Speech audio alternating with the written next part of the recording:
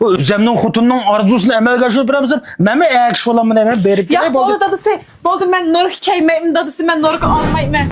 Dadısı. Ne çoğuktun bitti Noruk gögen. Şunun karta pul yıkan. Şu azrak pul kamlap kaldı. Şu pul versen şu Noruk'unu alay diyen. Norka? Neçə pulluq Norka ya o? Şu 68 bin koylak. Neçə? 68 bin koylak. Neçə pul kamlayken ha? Yine şu 67.900 koy besanlı buldu. Yine 67.900 koy yürüme. 68.000 koylaq Norkağa. Xeyli pul yığıb tükənsiz cuma. Hey, şunca ola pulğa Norkalı varsan, ma öyde biz can bakamız bakmam mı? Xalq malı ekan bu. Xalqның xotunları qanday xotun, ben qanday xotun. Ben bir şu Noruk elişqim yarmam diyenme. Xotun. Bir yotkan qala pusunmam mez. O 68.000 koy, 78.000 koyğun Norkağa qala üzülüşlük pul tavakan, üzülüşlük turma seviyesi vala o. Sınavın Noruk'un kiyimden ala, şunu kiyip tusan bol etmez mi? Ötkende bu 20.000 koyğun Norka'dan bir etmedim. Emdi koyup 70.000 koylaq Norka kiyim desana. Mat turmuşun tutsak kula xotun bez. Turmuşa tutvatmay qanday qilib o'tmiz biz? Mening uchun xalqdan qilishqichilikim yo'q. Ish qilib epirsiz mağma. Maqli. Ben bir tayyorlik chiqayan banka verip pul ep kellemse. Axir ağzıqan bo'ldi.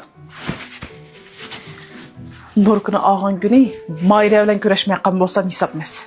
Danglab Norkularimni toza. Shu xushalliqda yemak Kevsarning hech kim bilsa limon ichimlikdan ichib o'tay.